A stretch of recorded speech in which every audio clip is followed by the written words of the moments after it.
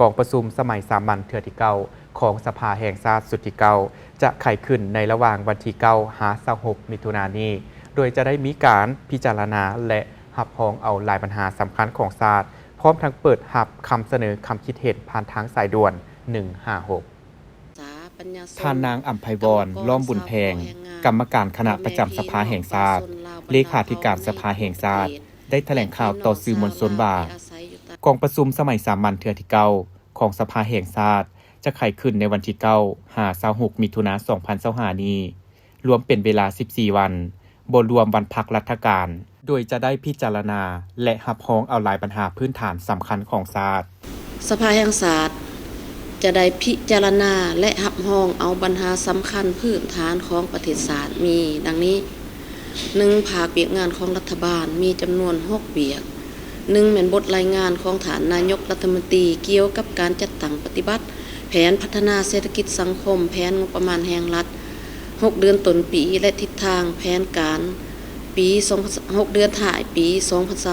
2025 2. บทรายงานเกี่ยวกับการทับทามห่างแผนพัฒนาเศรษฐกิจสังคมแห่งชาติ5 ปีครั้งที่10 2026 ถึง 2030 3. บทรายงานเกี่ยวกับการจัดตั้งปฏิบัติบรรดานโยบายนิติกรรมกลไกต่างๆในการพัฒนาพลังงานไฟฟ้า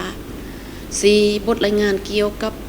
การจัดตั้งปฏิบัติปีท่องเที่ยวลาวและทิศทางแผนการในต่อหน้า 5. บทรายงานเกี่ยวกับผลการสรุปตีราคาการโฆษณาเผยแพร่กฎหมายทั่วประเทศ 6. บทรายงานเกี่ยวกับการให้นโยบายพิเศษโครงการก่อสร้างซ่อมแปลงทางในระยะใหม่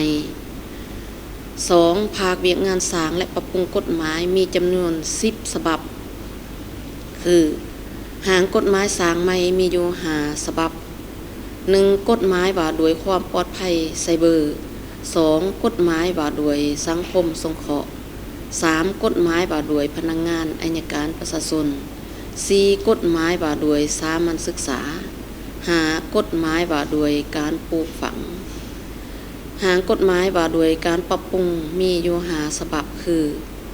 1. กฎหมายว่าด้วยยาและผลิตภัณฑ์การแพทย์ 2. กฎหมายว่าด้วยอุปกรณ์ใดๆ 3. กฎหมายว่าด้วยป้าย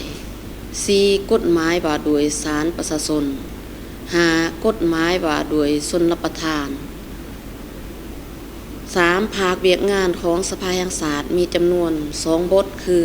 1. เหมือนบทรายงานเกี่ยวกับการจัดตั้งปฏิบัติแผนการเคลื่อนไหวเวียกงานแต่กองประชุมสมัยสามัญเทื่อที่8 หาเทื่อที่9และทิศทางแผนการหอดกองประชุมสมัยสามัญเทื่อที่10ของสภาแห่งชาติสุดที่เก่า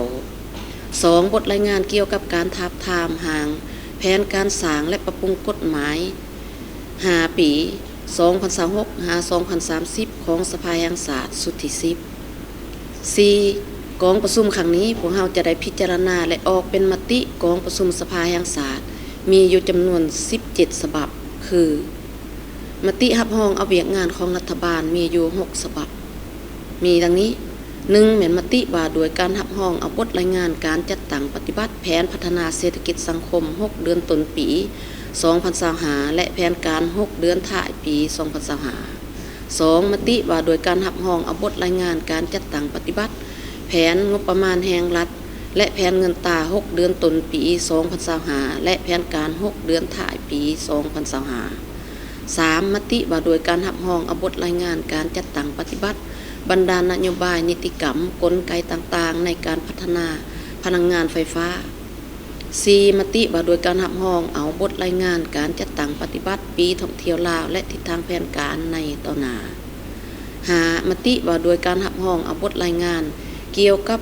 ผลการสรุปตีราคาการโฆษณาเผยแพร่กฎหมายทั่วประเทศ 6. มติว่าโดยการรับรองเอาบทรายงานการให้นโยบายพิเศษโครงการก่อสร้างซ่อมแปลงทางในระยะใหม่ 2. มติรับรองเวียกงานของสภาแห่งชาติมีจำนวน1ฉบับคือมติว่าโดยการรับรองเอาบทรายงานการจัดตั้งปฏิบัติแผนการเคลื่อนไหวเวียกงานแต่กองประชุมสมัยสามัญเทื่อที่8 หาเทื่อที่9และทิศทางแผนการหอดกองประชุมสมัยสามัญเทื่อที่10ของสภาแห่งชาติสุดที่เก่า 3. มติว่าโดยการรับรองเอากฎหมายมีอยู่จำนวน10ฉบับ ท่านนางอัมไพวันล้อมบุญแพงยังได้ต่างหน้าให้คณะประจำสภาแห่งชาติขอเชิญชวนให้ทุกภาคส่วนในสังคมก็คือประชาชนลาวบรรดาเผ่าทุกสั้นคนในทั่วประเทศ